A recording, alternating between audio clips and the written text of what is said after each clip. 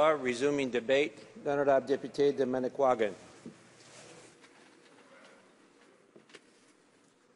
Monsieur le Président, le caractère hautement électoraliste de l'initiative législative à l'étude dans cette Chambre ouvre la voie à une réflexion portant sur les manœuvres visant à éluder du débat public les matières capitales s'inscrivant dans le cadre de l'édiction et l'application des politiques étatiques au profit de sujets choisis en raison de leur potentiel d'endoctrinement et d'engourdissement des masses. D'ailleurs, Monsieur le Président, je ferai aujourd'hui référence à certaines notions, dont entre autres les marques de commerce et la démarche politique qui a été mise de l'avant par les conservateurs depuis ce dernier mandat, mais également des publics cibles et du lobbying qui en découle également et qui est à la base de nombre de modifications et de nombre de mesures législatives mises de l'avant au cours des dernières années. Vous conviendrez avec moi, Monsieur le Président, que les conservateurs sont en mode damage control à l'heure actuelle et que la cote du pays est en chute libre au niveau des instances internationales.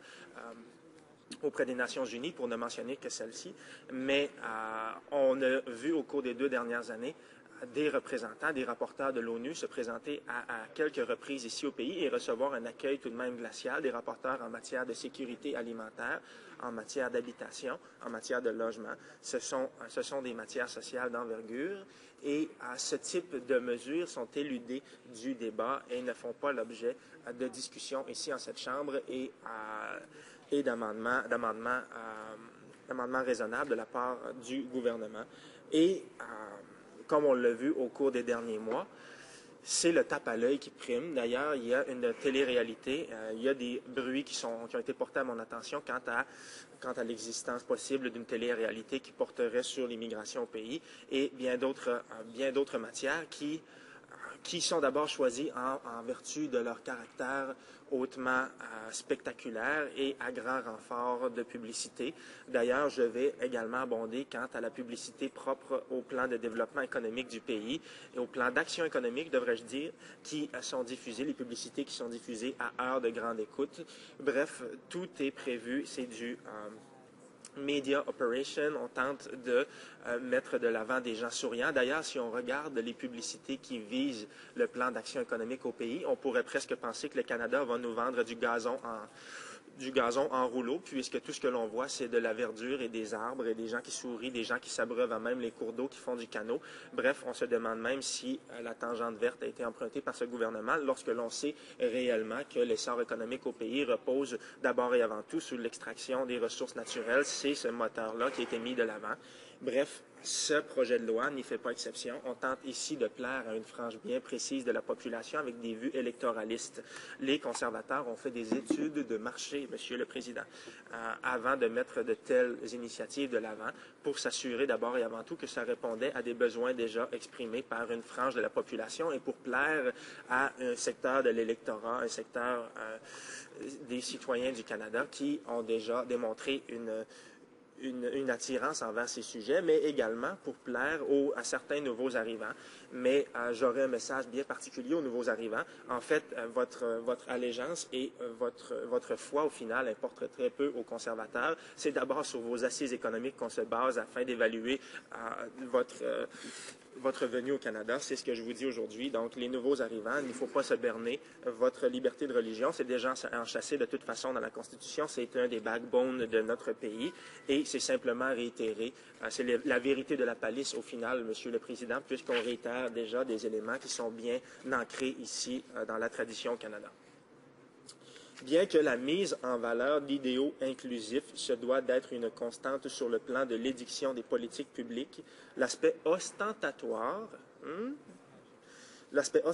du projet de loi soumis à notre attention laisse entrevoir les visées électoralistes et le biais caractérisant nombre d'initiatives mises de l'avant par ce gouvernement clamant sa majorité à outrance. Vous savez, lorsque l'on insiste un peu trop sur notre majorité ou lorsque l'on tente de se vendre et on se vante à outrance, eh bien, ça cache le plus souvent, Monsieur le Président, un manque de confiance ou à tout le moins une certaine faille dans notre argumentaire. Et c'est un réflexe de juristes praticiens du droit, de déceler ces failles dans un argumentaire et de continuer à taper de façon incessante afin d'agrandir cette faille et d'exposer véritablement les tenants et aboutissants et d'exposer véritablement les motivations derrière de tels projets de loi et de telles modifications. Maintenant, Monsieur le Président, les conservateurs conçoivent l'action politique à l'instar de la mise en marché de produits en élaborant des plans marketing visant à séduire les publics cibles. On l'a déjà vu par le passé, Monsieur le Président. D'ailleurs, plusieurs sorties publiques de ce gouvernement sont associées à un certain potentiel médiatique. Nous voyons souvent, d'ailleurs, pour reprendre mon propre portfolio, en domaine aborigène, lorsque des réunions qui se veulent historiques sont tenues, on s'assure toujours d'avoir de bons représentants conciliants et dociles pour faire des photographies qui paraîtront bien et qui vont permettre au final de faire la mise en marché du produit et de vendre le tout. Ce sont des fins mercantiles et c'est hautement répréhensible, Monsieur le Président. Ça ne se limite pas simplement à la liberté de religion ou aux matières aborigènes, mais à bien d'autres domaines. On l'a vu également avec les avions de chasse à une certaine époque. Il y avait des photos qui étaient prises maintenant qui sont dans l'eau chaude avec ce dossier précis. Je vous dirais que peut-être les photographies se font plus rares, mais à une certaine époque, on mettait ça de l'avant. Bref, ce dossier n'y fait pas exception, Monsieur le Président. Pour ce qui est de réitérer la liberté de religion au pays, c'est superfétatoire, Monsieur le Président, et c'est déjà bien ancré, et c'est simplement afin de mousser un agenda et de détourner, d'abord et avant tout, de détourner l'attention du public des matières vitales, des matières essentielles, des matières identitaires très fortes qui se déroulent en ce moment. Et souvent, les matières identitaires sont abordées en catimini, sont abordées dans l'obscurité. Les citoyens sont gardés à une certaine distance de ces matières-là et on va plutôt les détourner l'attention, un peu comme avec la télé-réalité. Plutôt que d'alimenter les gens et de leur fournir du matériel à réflexion, on préfère déjà fournir du pré-mâché et on a simplement à mettre un repas au micro-ondes. Voilà ce qu'on vous sert aujourd'hui. Il ne faut pas trop se remuer les méninges. On vous a déjà tout préparé. Bref, c'est un peu ça qu'on voit ici avec ce dossier de liberté de religion. C'est simplement qu'on indique à la population, regardez, vous devriez vous concentrer là-dessus plutôt que sur l'extraction des sables bitumineux et bien d'autres matières potentiellement incendiaires, pour ne pas faire de jeu de mots, Monsieur le Président, mais des matières au niveau social, environnemental, culturel. Ce sont véritablement là les bastions de notre identité qui sont en jeu aujourd'hui.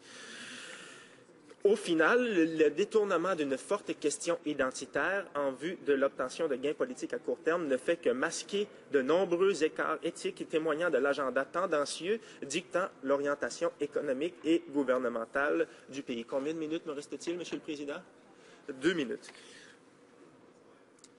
Maintenant, Monsieur le Président, comme je l'indiquais, voici le message parce qu'on se doute bien que dans les publics cibles, et sachant pertinemment que les citoyens canadiens sont au fait que la liberté de religion est déjà chassée et que c'est un des blocs, un des bastions de l'identité ici au pays, sachant bien, donc, il y a de fortes chances que cette initiative portant sur la liberté de religion vise d'abord et avant tout à plaire aux nouveaux arrivants, des nouveaux arrivants qui ne seraient pas nécessairement au parfum quant au caractère déjà solide que ça revêt, ce type de matière-là au Canada. Mais, comme je l'indiquais, voici le message.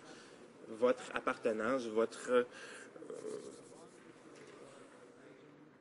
confession, voilà le terme, votre confession au final importe très peu aux conservateurs. C'est d'abord et avant tout vos assises économiques qui vont influer sur votre acceptation à titre de nouveaux citoyens du Canada. C'est dommage de penser comme ça, mais c'est la manière que c'est abordé en 2013. Sur ce, Monsieur le Président, je vous soumets le tout humblement.